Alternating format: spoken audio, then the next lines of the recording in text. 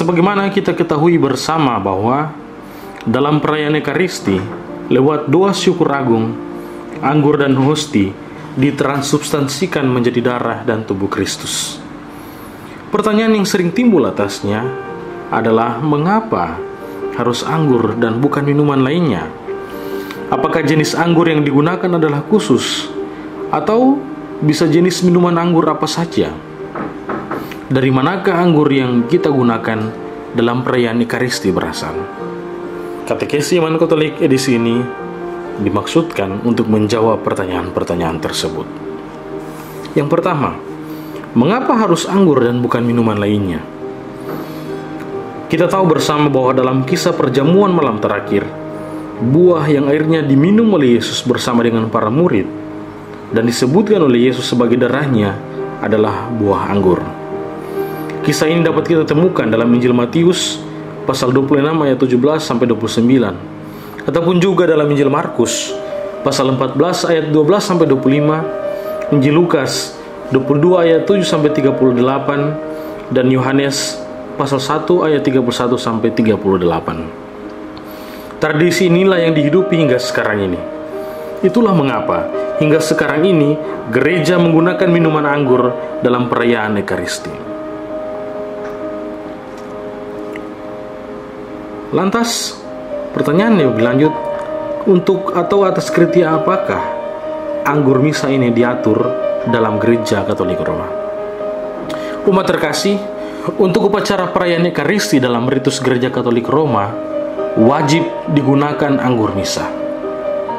Kardinal Robert Sarah dari Kongregasi untuk Ibadat Ilahi dan Disiplin Sakramen dalam surat edarannya pada 8 Juli 2017 bahkan menegaskan bahwa anggur misa yang dipakai untuk perayaan Ekaristi harus alami, berasal dari buah anggur murni dan tidak rusak, serta tidak dicampur dengan zat-zat lain. Penegasan ini kiranya merupakan penjabaran dari Kanon 924 ayat 3 Kitab Hukum Kanonik, di mana di sana tertulis bahwa anggur haruslah alamiah dari buah anggur dan tidak busuk.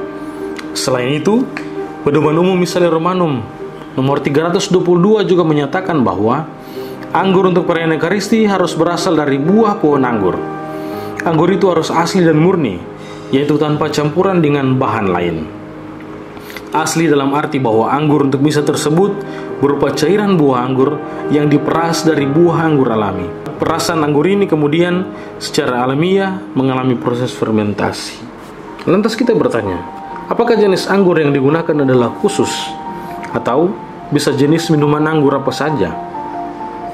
Jenis anggur yang digunakan sebagai bahan baku produksi anggur misa adalah anggur wine yang tergolong dalam suku anggur-angguran Vitaceae, termasuk dalam kelompok anggur merah, dan berdasarkan rasa tergolong dalam kelompok fortified. Anggur fortified memiliki rasa yang manis dengan kadar alkohol sekitar 17 atau 19% dan tidak mengandung karbon dioksida.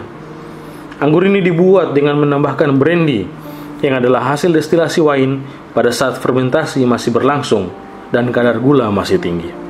Kalau begitu, dari manakah anggur misa yang digunakan oleh gereja-gereja di Indonesia berasal? Sejak bertahun-tahun lamanya, anggur misa yang kita gunakan berasal dari Seven Hill Winery, sebuah perkebunan dan pabrik anggur di Australia yang dibuka dan dikelola oleh para birawan Jesuit.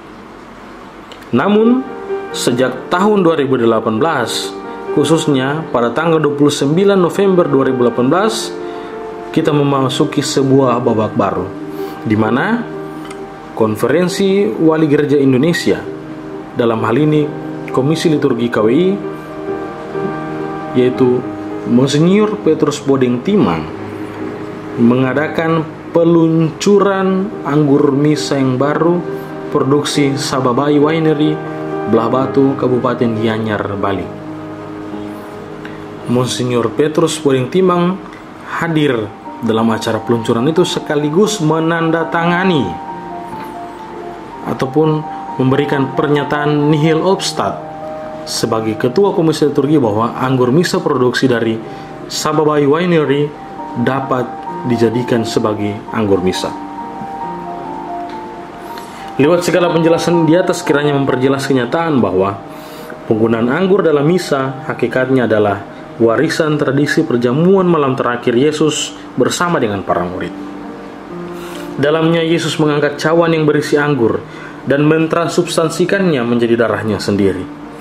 Inilah makna terdalam dari tradisi ini.